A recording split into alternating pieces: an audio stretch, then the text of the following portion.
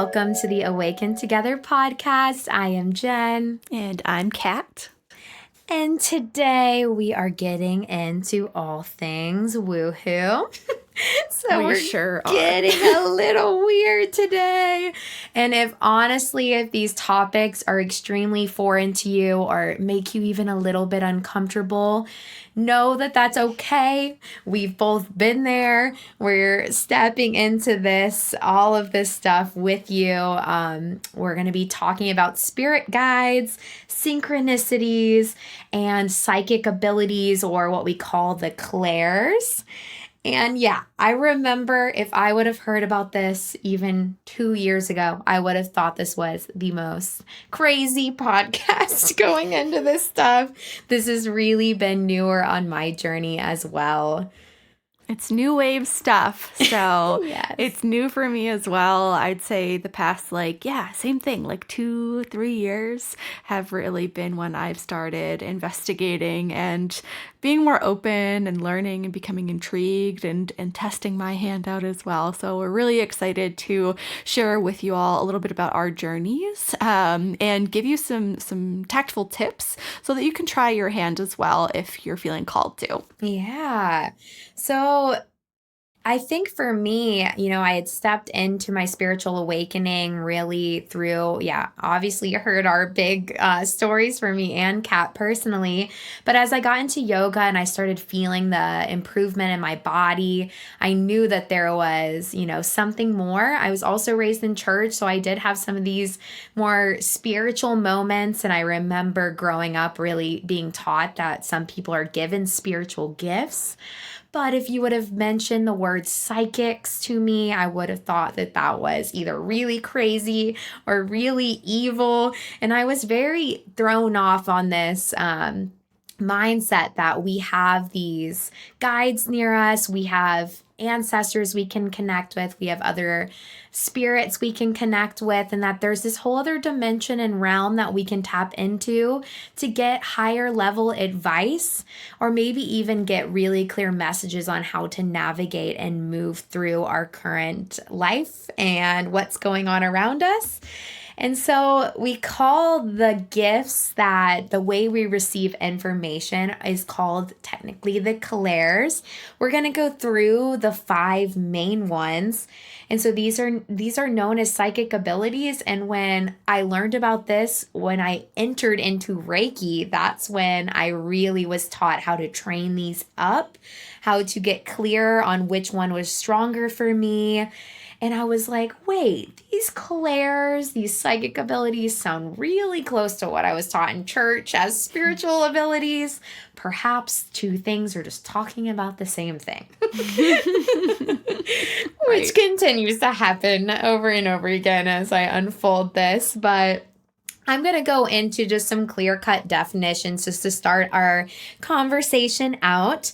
So the first clair I want to go into is called clairvoyance. Clairvoyance is also called clear seeing, and it's the most visual of all the clairs. So you might receive pictures in your mind's eye, so that third eye space. You might have very vivid dreams, visions, mental images, maybe little mini movies.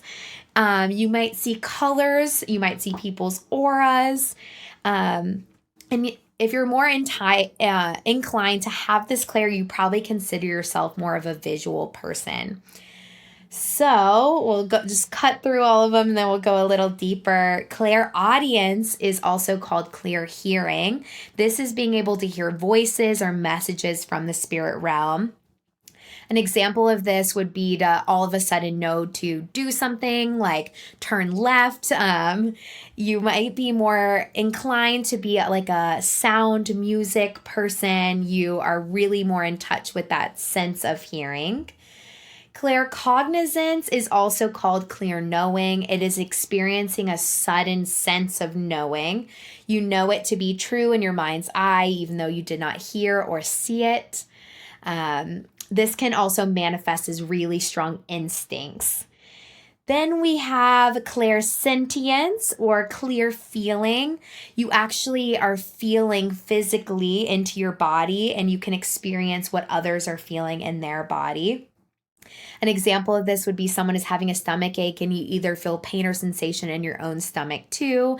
You may also be able to feel emotional injuries. So if someone is feeling a certain way and you're near them, you can sense that feeling as well. There's also clear smelling, clear tasting, and newer like clear touching. But these are the main clairs I was trained on in my Reiki training. So we're going to kind of stick into that boat. So yeah, Kat, you want to talk about some of what has come through for you on your journey into the clairs? Yeah, I'd love to. Much like you, Reiki had a big impact and influence on just how I finally learned about these and put them into words for the first time ever. Yeah, growing up, I experienced two of them more than others, and four are really common out of the five that we shared, as well as like the tasting, the hearing, like those are a little bit less common. So I experienced some of the really common ones: clairvoyance, the clear sight, and claircognizance, that deep sense of knowing. Now, claircognizance comes through for me more often than anything. I have this deep knowing when I'm faced with a major life decision more often than not. I used to get really torn between decisions and I'd have to, ask someone else what I should do. And now this sense that I'm more plugged into my intuition and more used to it, it comes with practice as well. You're able to sharpen these abilities. It just comes as a deep knowing for me. So like my move out to Colorado, that was a claircognizance moment for me. A clear yes. Once I sat with the decision, I knew it was going to be the right one. Mm-hmm. And talking with Kyle about this, it's really funny because he says that I come off just as such a confident person, which of course is really nice to hear. But I don't think it's a confidence in the traditional sense. Like, sure, I love my body, I love myself, but it's not like I'll just list off a few things that I love about myself easily. Like I will have to sit with it and all of that. But I think my confidence comes from this sense of deep knowing, because when I make a decision, it's not like I'm just wavering on about it. Like I know it, I'm good with it, and I trust myself in that decision. So that self-trust has developed from this psychic ability as well, which is pretty neat. Yeah. And then the other one is the clairvoyance. So in Reiki, my first session, I saw colors. I called them my color friends. I loved you sharing that because that's huge. Right? And so now the way that I see this transpire in regular life is I have a really great sense of directions. It's practical as well. So if someone's asking, which way do we go? I remember that pretty well. And I also just like have a sense of where I'm going visually. Very cool. Yeah. So that's a little bit about me. I also think this is hereditary because my mom and my grandmother are also really on that claircognizance road. But how about you, Jen? Yeah, so cool. So for me, when I got into Reiki, the one that was very clear right away was actually, I'll even take it a little bit further back. I remember going to tons of yoga events actually.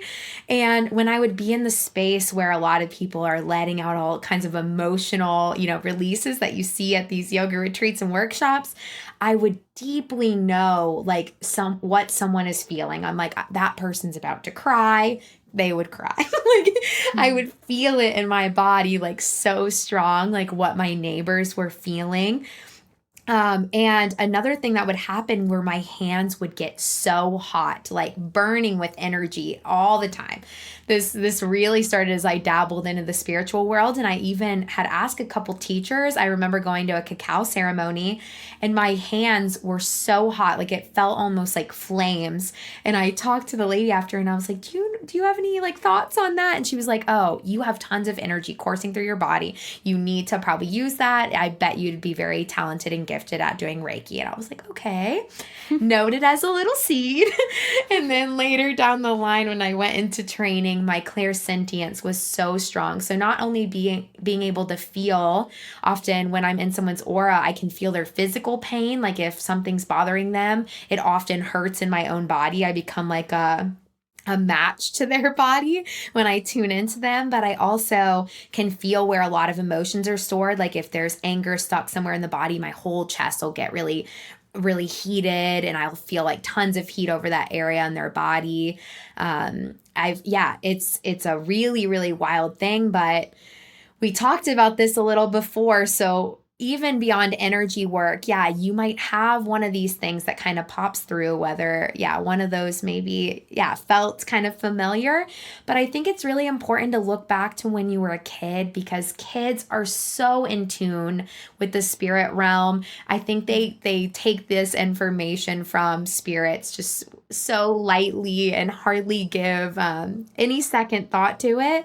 And I think as a kid, my clairsentience was very strong. I used to know, like, I used to put my hands on people, especially in church, and I felt like I knew what, exactly what they were experiencing. I think this came through also as I treated patients, taking a little more forward Oh, again. yeah. But as a kid, I really would feel a lot. I would feel like someone was close by me. It never creeped me out, but I would sometimes look over because I felt like someone was near me.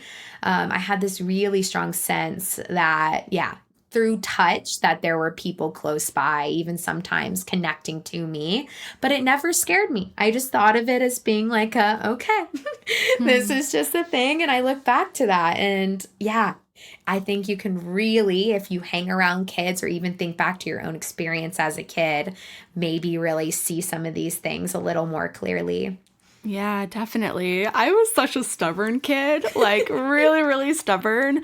My mom and dad still remind me of little things I used to say. Like, I used to make it into one word. I want that. I'd say, I'm that. And just this like clear cognizance, You're like, I that deep know, and knowing no of one's like, going to tell me otherwise. exactly, I know what I want. This is my decision. You cannot sway me otherwise. I love that. Yeah, and it's such a really important point to make that kids are so much more open to the spiritual world. I like to think of it this way. So rather than the veil, the wall between the spirit world, the afterlife, whatever you want to call it, and where we are now in the mortal world, think of it as like a plexiglass wall for people who are intuitive. You can kind of see on the other side. Sometimes maybe it's a little dirty, sometimes it's more clear, sometimes it's thicker or thinner.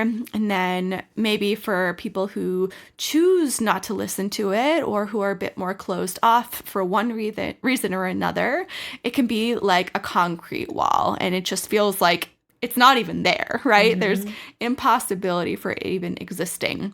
Well, for Yeah. kids, it's more like a sheet blowing in the wind.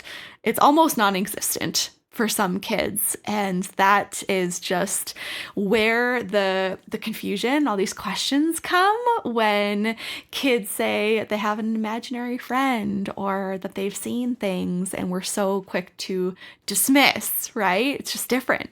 Yeah. It's so rationalizing. Perfect illustration. I love that. I love the sheet. That's so spot on. And kids are really vibing at a way higher frequency because they've had so much less taking them away from being in tune to that side. They don't have the traumas, the hardships, the busy life, the responsibilities, the things that keep us so out of tune to connecting inward. They don't have those kind of issues. And another huge population we see this in is elderly people. I have 13 years experience between being a CNA and then going into physical therapy. I started working in a nursing home when I was 15, really young. And I've been, really in a space of people that are very close to death, really being able to see loved ones. They see, they have just so right there. It used to creep me out, to be quite honest. But when I was in those years where I would be, with someone close to their end, they would be able to see family members. They'd be talking to them, or they'd say, "Who's that boy next to you?" And just like very in tune to the unseen, and they're not nervous about it. There's not, they're just, it's a way more comfortable. The veil has been kind of lifted, or it's very close, and it's been really wild to see that. I have countless stories of this. Yeah. Yeah, them tuning in.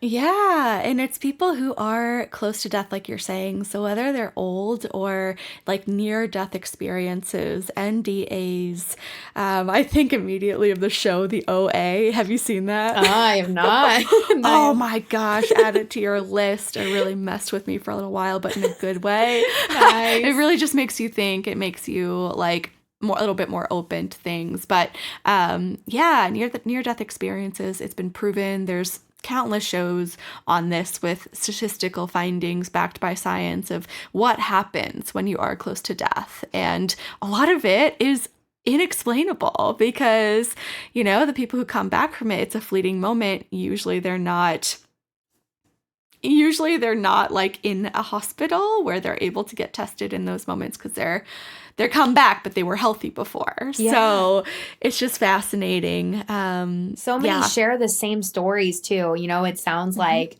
so much of it matches. So yeah, I watched that show Near Death Experiences. It was like a series on Netflix, and they really talked a lot. So many people's encounters have so many parallels to them, and they really come back with that clear sense of knowing and feel very in tune to the spirit world because they have been near it. They really learn to drop all the stories that have kept them from that, the rationalizing, and are way more in tune to a spiritual life trek. So we definitely need to note that these near-death experiences can give us insight on what's close by, not so far away from us. Mhm. So we talk about, our clairs coming in, but it is also believed we really have this spirit team around us. So it's really cool as you delve into maybe meditating or connecting with your guides in some way. So maybe setting that intention that I'd like to know who's looking after me. If you can give me some clarity on that.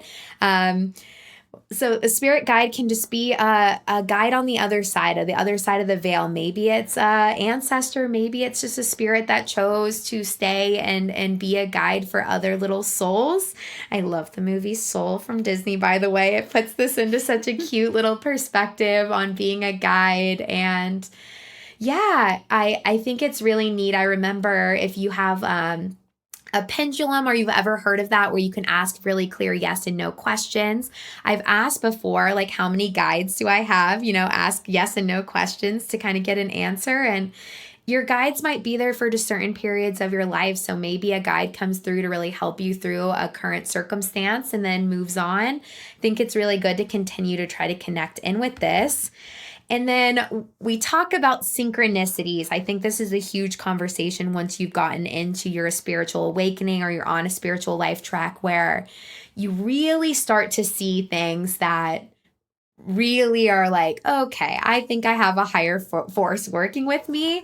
Whether that's your life just really starts to connect in, or you feel like everything kind of is attracting into your life. It's looking at angel numbers. So we can talk a little bit about that. Like these repetitive numbers coming through, or you always look at the clock and it's always 11:11, or you always look at the clock and it's 2:22, so many cool angel numbers can pop through, and these synchronicities are really telling us often that I think we're on the path we're meant to be on. I think the more synchronicities we see, the more we're probably living in that intended life path. That's at least how I like to look at it. Yeah, that's how it's been told to me as well. So I'll know that in my life if when I'm looking at a clock or looking at a car and I'll be seeing a lot of angel numbers, I'll kind of smile to myself and be like, oh, okay, cool. Like things are going Yeah. well. Makes you feel You know? supported. Yeah. Yeah. And so going back to spirit guides, I'd love to dig into this a little bit more. I'd love to hear your experience. Like, are you familiar with who your spirit guides are? Yeah, so I've done multiple I've done multiple meditations where I've definitely had this strong connection with a being. I really think I had this one woman at one point. Her name just kept popping through, but I remember asking my pendulum once, and I really had two guides. And then I had actually gone to my first psychic in Sedona. This is earlier on in my spiritual track, and she's like, "You have two guides close by." And she told me, "You listen to one and you don't the other, and the other one's a little upset about it." I was like, "Okay, noted, noted." So yeah, I think it's something I check in periodically. But what about you, Kat? Yeah, yeah. So, in at least one like intuitive session, it was a Reiki healing session, and I think my Akashic record readings, I'll have to look back on that video, that recording, but I've been told that my most prominent spirit guide, the one who's closest to me, who watches over me all the time, is a strong female energy. And Mm-hmm. I resonate with this really closely because I've always felt like my grandmother, one that I'm named after, who I never got to meet, she passed away before I was born, that I've always felt like I have this connection with her, even though I've never met her and I don't actually know her on this plane. So I've always felt protected. And even in times where, it's kind of a scary situation, I've known that I'm looked after and that I'm safe and that I'm held. And it's really hard to explain, but there you go. It's a clear cognizance. It's Mm-hmm. that deep knowing that she's there protecting me. And I've had some really wild situations in life where things could have very well gone the other way and I could have died, like Yeah. car accidents, just so many different things, like even, skydiving. It wasn't an accident, but who knows? Anything that Yeah. involves risk, it's like you say a little prayer of like, please keep me safe Mm-hmm. to Yeah. whoever it might be. And my prayers go to my spirit guides as well as the universe, but it goes to her, to my grandmother. And I've seen her in different animals before. Aw. So I've recognized her being, her presence in this is gonna sound really will, but in my cat that I used to have, her name, oh my gosh, her name was Jennifer. Stop I it. just put this together. My cat's name was Jennifer. Stop. I can't, Kat. Yep. Oh, this Yep. podcast Like, was so beyond destined. Like, our guides are having a party every time. they are laughing harder than we are. I cannot. Yeah, but oh my goodness.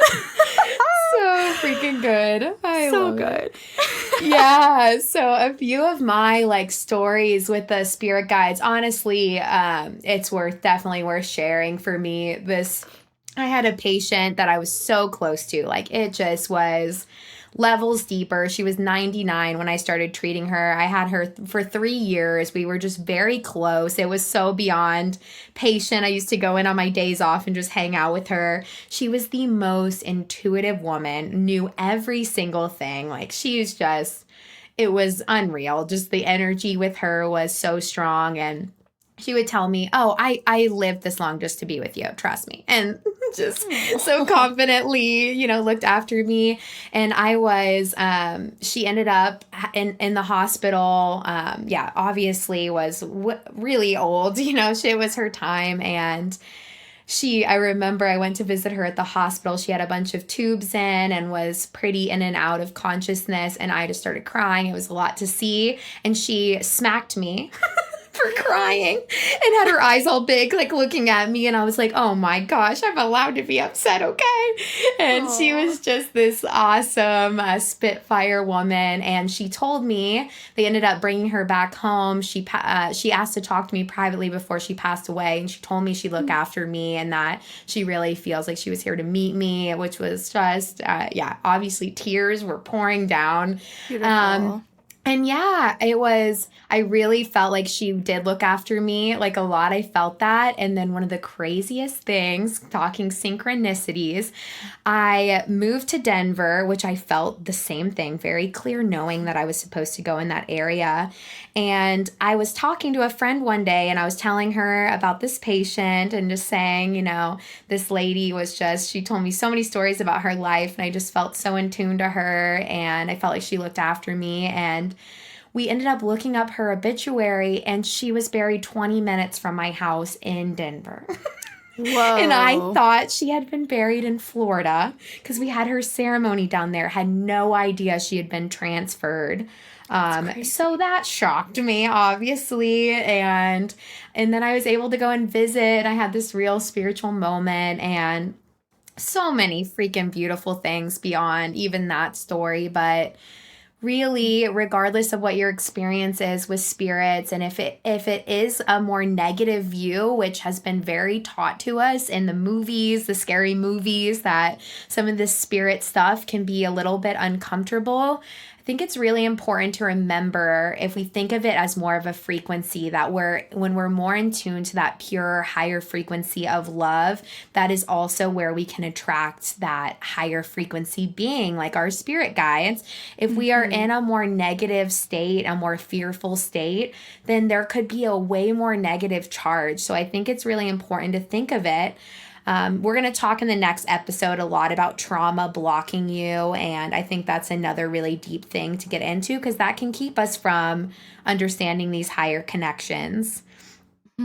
Yeah, definitely. And one other thing to mention that's worth noting here is dreams. Oh, This yeah. is one area that spirit really likes to come through on, and it can actually be a bit more accessible to people who aren't familiar with the clairs. So, if you're listening now and you're like, I've had a dream where I woke up feeling all sorts of way about making a connection with someone who either passed away or it's even really common to have a dream about someone who you haven't heard about, seen about, thought about in years. And then you wake up the next day and you either see them or you hear something about them, or even they passed away Yeah. and their presence was more made known on the other side and was just open to come into visiting people in dreams. So it happens to me all the time. It happens to my best friend. It happens to my grandmother. She's predicted, she didn't know when I had a car crash and woke up the next day, called my mom, said she had a dream that I was in a car crash and asked my mom. And my mom had to say, yeah, we were in the hospital last night. Wow. How did Wow. you know? So, like, very specific things. And I'll share one more story of this because I've clearly inherited this from my grandmother Uh-huh. and my mother. She's had this too. But I was in Japan in 2018 for a work trip, and I had a few days left on my own where I took a little vacation. My mom called me while I was over there telling me that my grandfather had taken a turn for the worse. My papu, that's how we say grandfather in Greek.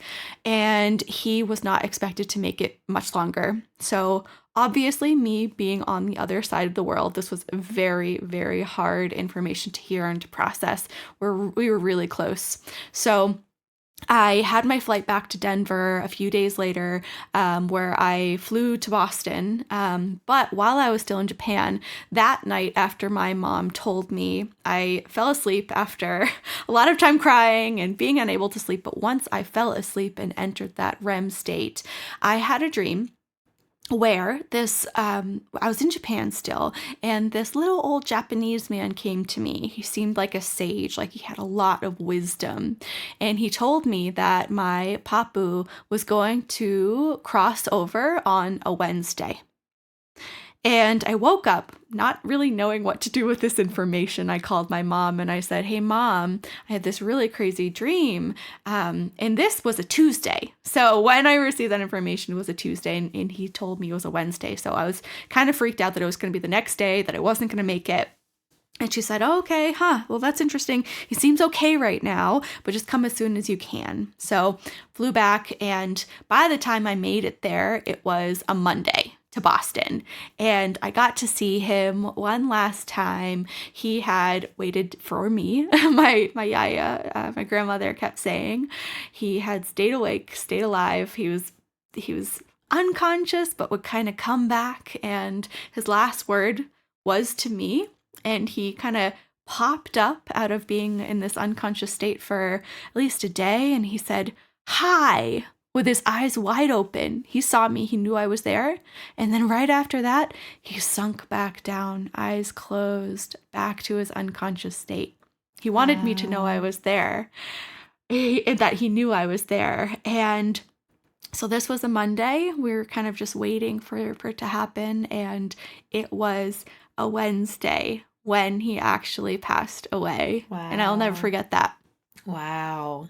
Powerful story. Mm-hmm. Wow. Yeah. So it's really, really so beautiful that there's so much more depth to us doing, what we're doing, why we're here. There really is layers that we can keep peeling back to give us some more practical homework. So if you're really trying to connect with your spirit guides, all of this is very foreign to you.